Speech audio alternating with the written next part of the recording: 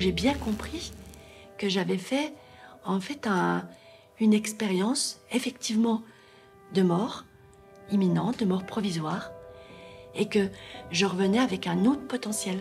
D'un seul coup, je pouvais parler de médiumnité, alors que jamais, juste avant mon accident, je pouvais en parler. Il y a le monde visible, il y a le trottoir, il y a les gens, il y a tout ce qui se passe dans la vie terrestre, mais il y a tout ce qu'on ne voit pas. Le monde invisible, pour moi, est devenu bien plus vivant que le monde visible.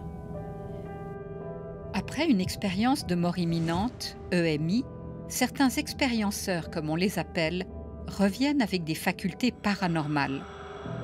Vous allez entendre des témoignages incroyables qui font l'objet de recherches scientifiques, voyages aux frontières du réel.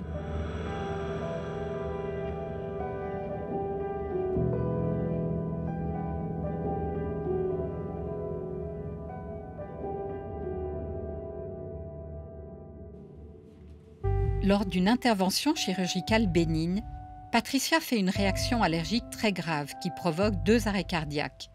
À son réveil, après 5 jours de coma, elle se souvient avoir vécu une expérience étrange. Plus tard, elle apprendra qu'il s'agit d'une expérience de mort imminente. Mais son histoire ne fait que commencer. Cette mère de 5 enfants à la tête d'une entreprise ne se doutait pas vivre ensuite des transformations radicales.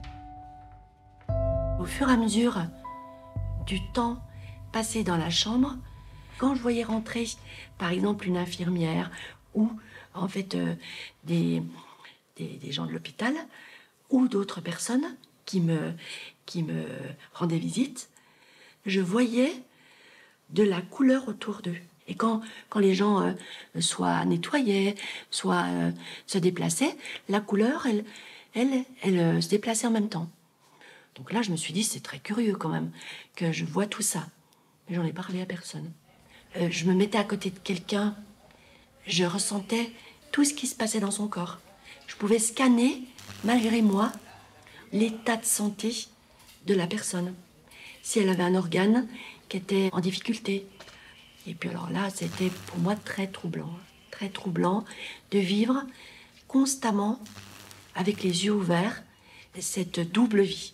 Avec une appréciation d'un champ magnétique que je connectais, qui était plus fort que moi, que je ne maîtrisais pas. Ou par exemple, j'étais dans un train ou en ville, et j'ai des couloirs de personnes qui n'avaient plus rien à faire sur ce champ terrestre, mais qui étaient un peu encore là. Des gens qui, a priori, étaient décédés depuis un certain temps, qui me parlaient et qui me demandaient de donner des informations. Ça vous faisait peur? Pas peur, mais tellement déconcertant, tellement impossible pour un esprit rationnel.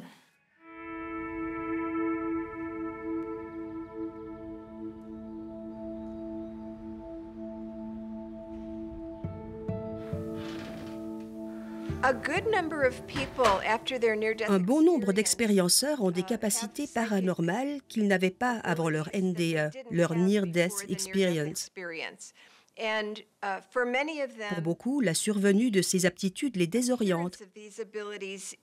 C'est problématique pour eux car la culture occidentale ne prépare pas les gens à vivre ce type de phénomène. Aussi, les personnes concernées ne comprennent pas ce qui leur arrive. Janice Holden vient de prendre sa retraite en tant que professeure de l'Université Nord Texas. Pendant plus de 35 ans, elle a consacré ses recherches aux expériences de mort imminente et à ses répercussions. Ses paroles très affirmatives peuvent surprendre, mais elle s'appuie sur ses travaux. Elle a publié de nombreux articles académiques et collaboré avec les plus grands experts. Elle est à l'origine de l'expression « Spontaneous Mediumship Experience » qui signifie « expérience spontanée de médiumnité ». Nous avons découvert qu'après leur NDE, presque la moitié des expérienceurs disent voir des personnes décédées. Sans aucun doute, l'expérience de mort imminente ouvre des portes de perception. Et les expérienceurs perçoivent les défunts autour d'eux. Ils sont nombreux à avoir rapporté qu'en effet, les morts leur demandaient de transmettre un message à une personne encore en vie. Pour les expérienceurs, c'est compliqué à plusieurs niveaux. Parfois, les défunts les dérangent à un mauvais moment pour eux et ils se demandent que faire avec le message qu'ils sont chargés de transmettre. Ils ont aussi appris à mettre des limites face aux défunts. Ils ont appris à leur dire « Non, tu ne peux pas me parler maintenant, laisse-moi ». Et la plupart du temps, les désincarnés coopèrent. Ça marche.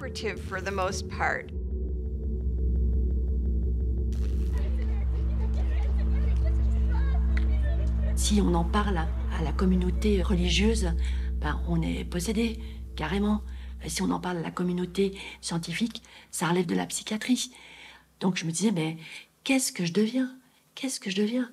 Je pense que je deviens par moments folle, car je vois des gens qui sont morts, j'entends des choses, j'ai des réponses avant même de poser la question. Et j'ai dû m'organiser avec, j'ai dû appréhender. Je me suis sentie parfois très décalée. J'ai beaucoup pleuré, beaucoup pleuré.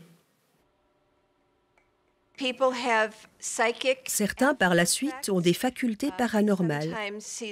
Parfois, ils voient l'avenir. Parfois, ils continuent à sortir de leur corps. Parfois, ils se souviennent de vies antérieures. Ils deviennent plus sensibles. Et les appareils électroniques autour d'eux ont tendance à dysfonctionner. Les transformations profondes et nombreuses des expérienceurs sont bien documentées par les chercheurs. Typiquement, comme Patricia, ils ne sont pas religieux avant leur EMI, mais après, ils se sentent attirés par la spiritualité au sens large. Patricia anime désormais des ateliers de méditation. Et on ressent ce fil doré, cette énergie, cette fréquence. Thérapeute, Karine a aussi vécu une métamorphose bouleversante après son EMI. Elle avait 22 ans quand elle a reçu la foudre alors qu'elle travaillait dans un dispensaire de montagne en Thaïlande. Après la foudre, j'avais les mains comme des énormes paluches qui vibraient jour et nuit. J'avais de l'électricité qui montait, qui descendait dans le corps. En ville, j'allais me promener, je sentais dessous s'il y avait des canaux, de l'eau, des mouvements telluriques. Ça demandait de l'effort de rentrer dans un bus et de ne pas être le bus en entier. Tu comprends? Avec en plus le dessous du bus, la route, plus les lignes en tension. Non mais ça paraît fou, mais franchement c'est ça. À un moment donné, cette hypersensibilité, elle était telle que ça m'envahissait. Et ça m'envahissait dans un espèce de tourbillon de masse d'informations qui était difficile, voire pas possible à gérer. T'es en capteur-réception tout le temps, que tu le veuilles ou que tu le veuilles pas. Donc oui, c'est épuisant. Parce que c'est épuisant, après... comment tu vis ta vie pour toi sans être perturbé tout le temps?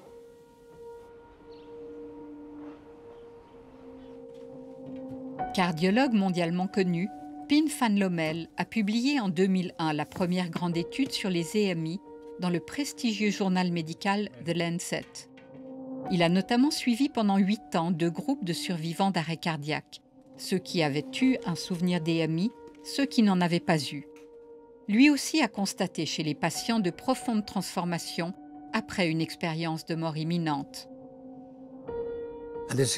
Cette expérience est tellement submergente. Elle change votre vision du monde et vous ne pouvez pas en parler.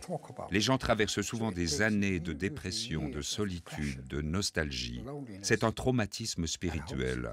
Ce n'est pas juste une expérience amusante, c'est un traumatisme spirituel.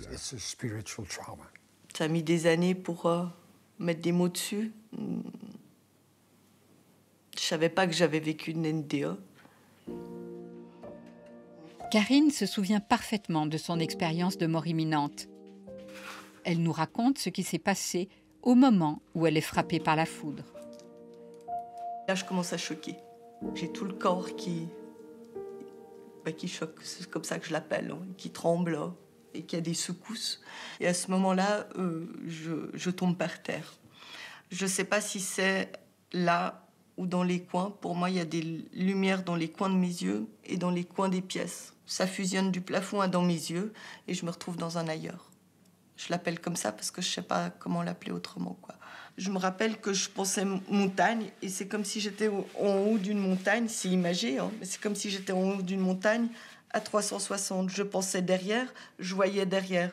Je pensais 360, je voyais que je voyais tout autour de moi. L'air, le grain, le goût, l'image, la couleur, tout est différent. Ça n'a rien à voir avec ce qu'on vit là.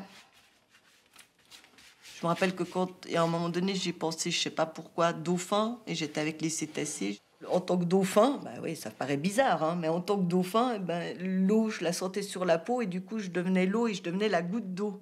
Mais je devenais l'océan aussi.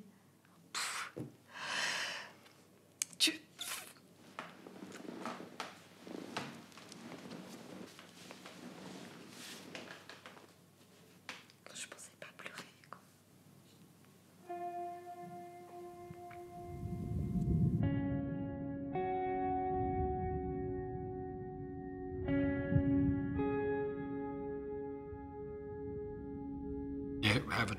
Ils vivent une expérience totale. Ils se retrouvent dans un univers surnaturel, avec des couleurs, des paysages magnifiques, une musique merveilleuse. Ils rencontrent une lumière ou un rayon de lumière. Ils ressentent l'amour inconditionnel, la sagesse. Ils ont des visions. Ils rencontrent parfois des proches décédés avec qui ils communiquent. Parfois, ils voient défiler toute leur vie en ressentant les émotions, la conscience des autres. Karine a vécu une expérience de mort imminente considérée très complète, pendant laquelle son beau-père défunt lui est apparu. Son témoignage a duré plus de 2 heures. Aussi, nous ne vous en livrons qu'une infime partie. Il y a eu mon beau-père qui est venu. Ça a été un moment de retrouvailles, c'était un moment touchant. Il m'a dit, tu dois revenir. J'étais pas d'accord. Je voulais pas revenir. C'était exclu et inenvisageable pour moi de revenir.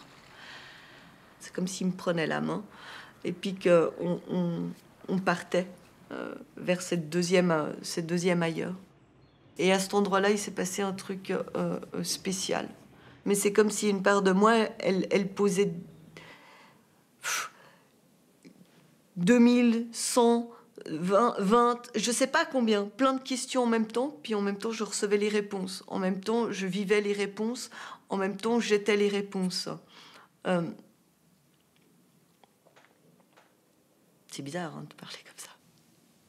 Mais c'est vrai que quand on entend comme ça, on peut se dire mais c'était un rêve, des hallucinations? Non, c'était pas. C'est de la folie? Non, c'était pas un rêve, c'était pas une hallucination et c'était pas une folie. Non. Non. C'est quoi la différence avec les rêves? Les rêves, ok, ça peut être plus ou moins palpable, tu peux le goûter ou le vivre, mais quand il est parti, le rêve. Ça, je vois que ça me touche et ça m'énerve, en fait, comme question. Je me dis, waouh, on est remis en cause en tant que personne qui vivons une NDE ou bien quoi? Je suis désolée, hein, mais je vois que ça m'énerve, hein, ça me touche. Hein. Un rêve, c'est une image qui vient, que tu vis à un moment donné et qui part après. Ça fait pas partie de toi. Une NDE, elle fait partie de toi. Une NDE, elle fait partie de tes cellules, elle fait partie de ton âme, elle fait partie de ton intérieur. Tu peux pas la détacher de toi. Ça t'a transformé? Ça, c'est une évidence.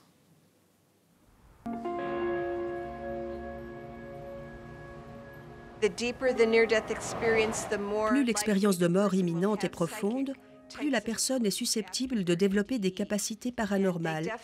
Et les expérienceurs attribuent le déclenchement de leurs aptitudes à leur NDE. La plupart du temps, les expérienceurs ne parlent pas de leur capacité paranormale, car ils craignent qu'on les accuse de mentir, de vouloir attirer l'attention, ou qu'on les accuse d'être fous. Il faut un certain temps pour que la personne ait suffisamment confiance pour parvenir à reconnaître qu'elle a vécu une expérience véritable et qu'elle n'est pas folle. Généralement, ces personnes fonctionnent bien dans leur vie quotidienne. Et certaines d'entre elles ont même suffisamment de courage pour en parler aux autres.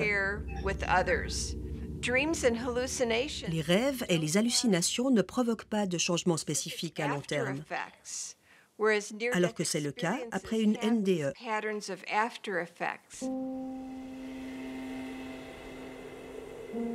Laurence, elle aussi, a développé des aptitudes hors du commun après son EMI. À l'âge de 22 ans, cette sportive d'élite a eu un très grave accident de ski. Elle est restée 4 mois dans le coma.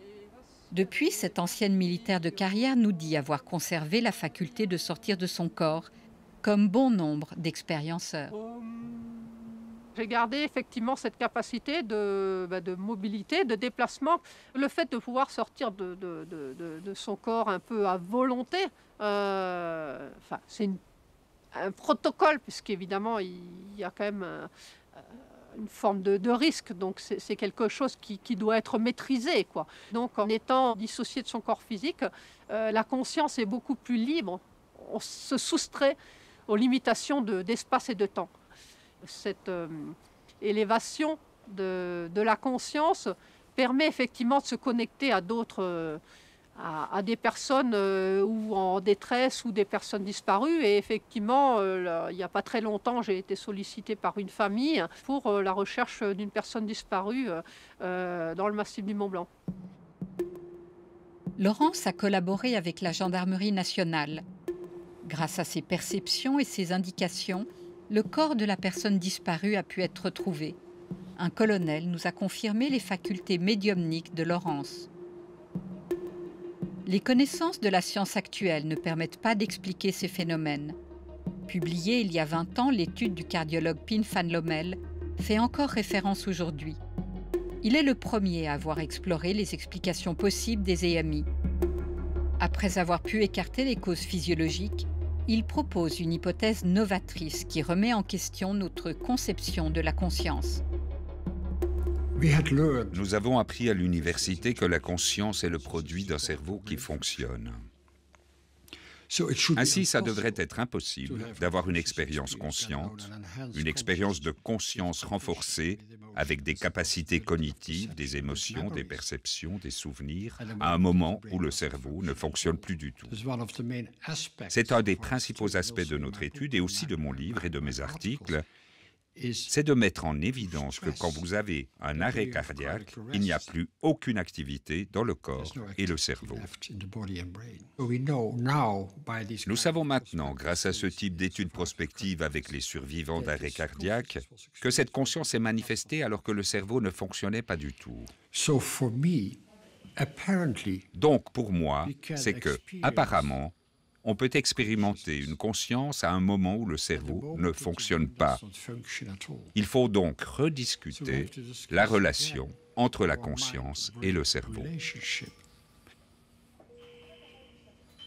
Après une vie entière de recherche, Pim van Lommel en est arrivé à émettre une hypothèse révolutionnaire. La conscience ne serait pas dans le cerveau. La conscience serait délocalisée, un peu comme le cloud pour un ordinateur. Et notre cerveau fonctionnerait à la façon d'un émetteur-récepteur. Le cerveau aurait une fonction d'interface. Pour comprendre cela, il faut réaliser qu'en ce moment même, il y a un Internet, un cloud avec plus d'1 milliard de sites web, des films sur YouTube. Ils sont toujours là en ce moment même, mais on ne le sait pas. Nous avons besoin d'un ordinateur allumé pour recevoir ces sites web qu'on pourra choisir.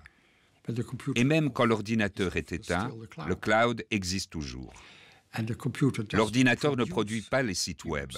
L'ordinateur ne produit pas le cloud, mais il reçoit le cloud. Il reçoit les informations du champ électromagnétique des alentours. Généraliste français, le docteur François Lallier, qui a consacré sa thèse aux expériences de mort imminente, nous décrypte ce nouveau concept. Alors comment ça fonctionnerait, cette hypothèse non matérialiste de conscience à l'extérieur du cerveau? Alors ce sont des suppositions, ce sont des théories, on n'a pas de preuves, on est bien d'accord. Mais en fait, le cerveau jouerait un rôle d'émetteur-récepteur, c'est-à-dire que le cerveau commande le corps, il commande nos mouvements, il commande nos conversations, et la conscience serait donc au-dessus de tout ça et enverrait des informations à ce cerveau, un peu comme un système de talkie-walkie ou de Bluetooth, de Wi-Fi, comme on veut. Et du coup, la conscience serait en permanence hors du corps, ce qui expliquerait pourquoi, quand le cerveau, entre guillemets, s'arrête, en tout cas, quand une personne paraît inconsciente, elle puisse se voir de haut et continuer de suivre éventuellement sa réanimation, etc.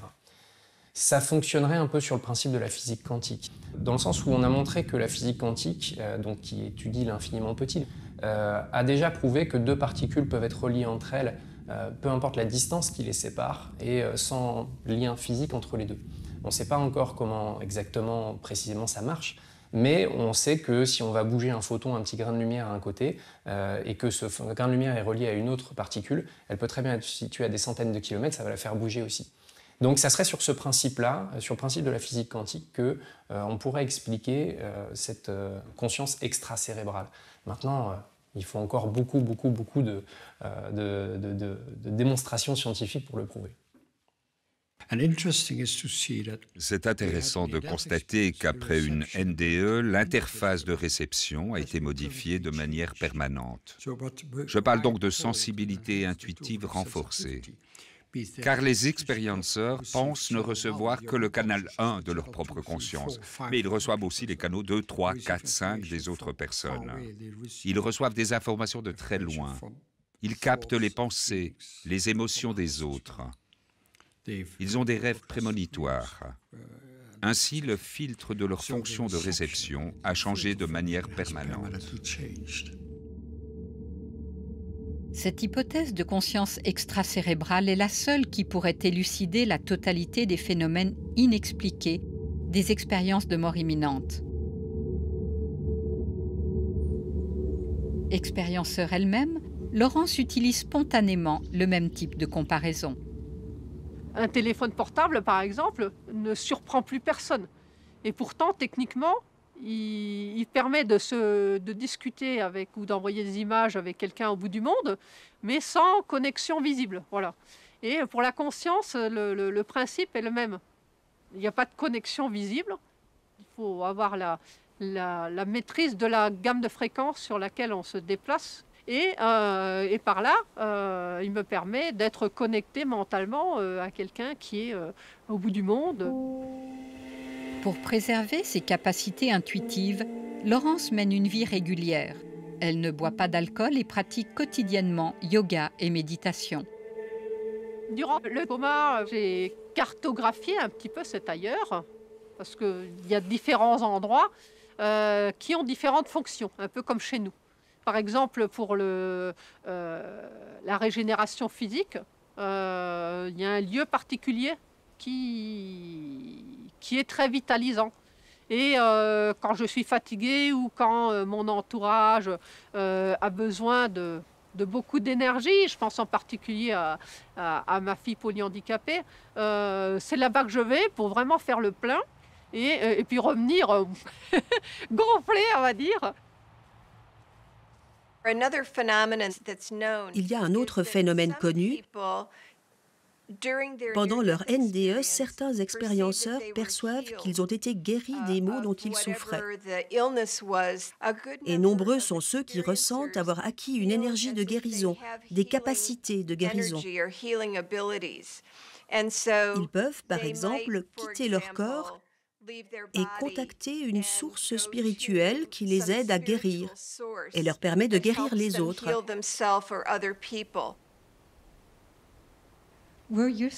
Étiez-vous sceptique au début? Eh bien, il y a une différence entre être sceptique et être critique. J'étais critique. Mais j'étais curieux et j'avais un esprit ouvert. Ma définition de la science, c'est poser des questions avec un esprit ouvert et oublier les dogmes que nous avons appris. Sinon, on ne trouve pas de nouvelles idées. Je fais partie d'une minorité de gens qui pensent que la conscience est au-delà du cerveau. Après plus de 30 ans de recherche, je constate que cette minorité grandit. De plus en plus de personnes se rendent à l'évidence et arrivent à cette même conclusion. Je pense qu'il s'agit d'une évolution relative à notre conception de la conscience.